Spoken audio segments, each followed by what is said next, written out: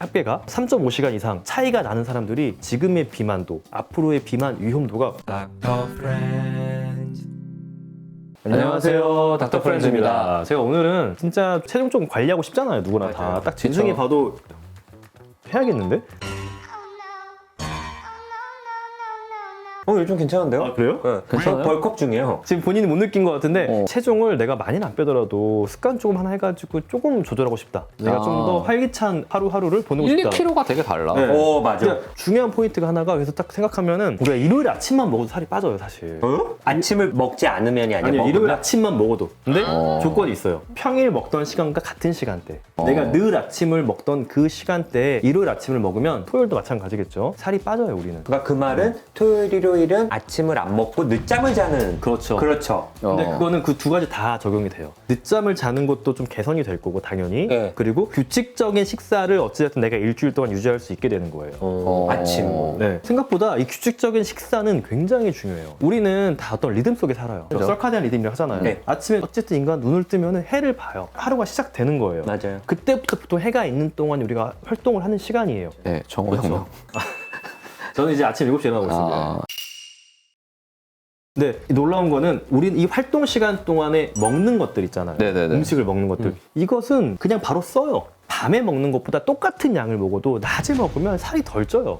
그치. 차이가 꽤 많이 움직이니까. 나요. 네. 근데 이게 활동도 있지만 그냥 우리 몸의 대사 자체가 해가 있을 때 조금 더 액티브해져요. 여러 가지 그런 네. 호르몬들이 나오는 호르몬들이 거죠. 우리가 의식하지 못하게 혹은 의식하는 그런 행위 자체, 해가 지고 이후보다 낮 시간대에 우리가 하는 여러 가지 무의식적 활동들 자체도 좀 더 많아요. 그래서 우리는 식사를 최대한 이 낮 시간 동안 하는 게 서카디안 리듬에 우리 에너지 리듬을 맞추는 거거든요. 이거를 맞추기만 해도 살이 빠지게 되고요. 근데 여기에 더 나아가가지고 규칙적인 식사를 한다는 거는 식사의 시작이 계획적이에요. 내일 뭐 8시에 일어나서 뭐 먹어야지. 그쵸. 이런 거. 계획된 아침, 점심, 저녁을 먹는 거예요. 그런데 불규칙한 식사는 그 시작이 허기예요. 그러니까 식욕이 확 돌겠구만. 그렇죠. 이 굉장히 큰 차이가 있는데 기본은 식사를 좀 계획하는 습관이거든요. 우리가 이성으로 이걸 할 수 있는데 배고픔이라는 맞아. 거는 뇌가 우리한테 보내는 굉장히 강력한 신호예요. 맞아. 배고픈 상태에서 어플 키면은 그쵸. 다 맛있어 보여. 배가 고프잖아요. 그 뇌가 고통스럽단 말이에요. 어. 혈당을 빠르게 올리는 우리가 학습되어 있는 그런 음식들 위주로 선택을 하게 해요. 맞아, 진짜 맞는 거. 그럼 맞다.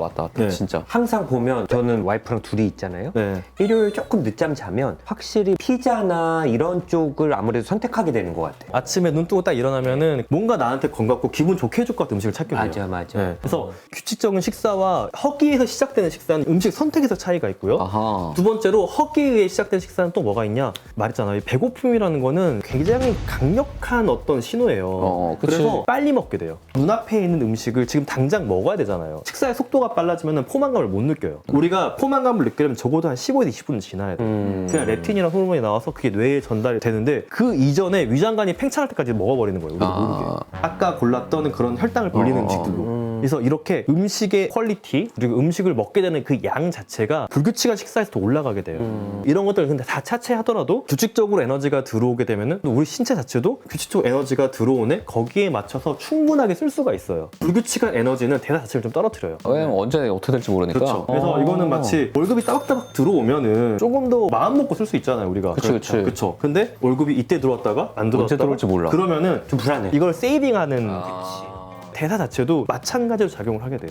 그래서 최근에 그 스페인과 멕시코에서 18에서 25세 한 1000명 정도의 사람들 대상으로 연구를 해봤더니 주말 식사 시간이 보통 달라지잖아요. 그게 평일이랑 합계가 3.5시간 이상 차이가 나는 사람들이 지금의 비만도, 앞으로의 비만 위험도가 확 올라가요. 근데 보니까 특히 차이가 나는 식사가 아침이에요, 아침. 그러니까 일요일 아침을 안 먹는 사람들이 훨씬 더 비만하게 되고 비만 확률이 올라가는 거예요. 그래서 일요일 아침을 먹는다는 거는 어떻게 보면 수면의 리듬을 지킬 수 있는 거예요, 우리가. 그렇죠? 수면 리듬을 지킬 수 있는 거고 규칙적인 식사를 주말까지 가져갈 수 있는 거예요. 네. 그리고 허기에 의해서 우리가 식사를 하지 않게 되고 계획적으로 식사를 하는 게 한 주를 완성할 수 있게 되는 그런 좀 시작이 되는 습관일 수가 있어요. 우리가 월요병이라고 하잖아요. 네. 이게 평일과 주말의 삶의 리듬이 너무 큰 차이 나면 특히 월요일이 너무 힘든 거예요. 뭐 밥도 좀 불규칙하게 먹고 뭐 술도 마시고. 근데 사실 식사를 규칙적으로 한다는 건 어느 정도 이제 생활 리듬이 평탄해지니까 월요일이 덜 힘들 수 있어요, 사실은. 이게 수면 리듬이 깨지면 굉장히 피곤해져요. 근데 이게 급성 스트레스는 식욕을 확 떨어뜨려요. 다 경험해봤잖아요. 그치. 엄청 막 혼났어, 망했어.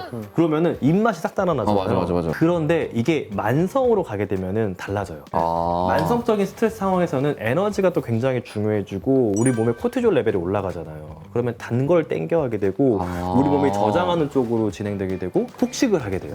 네, 그리고 감정적인 결핍을 뇌 자체가 좀 힘들잖아요. 근데 우리의 뇌는 기억을 하는 거예요. 아, 나 지금 너무 힘든데 나를 기분 좋게 하는 게 이 스트레스를 해결하는 것도 돼지갈비에 있지만 냉면 먹으면 그쵸. 다른 방식들이 우리 뇌는 떠오르는 거예요. 그걸 자꾸 유도해요.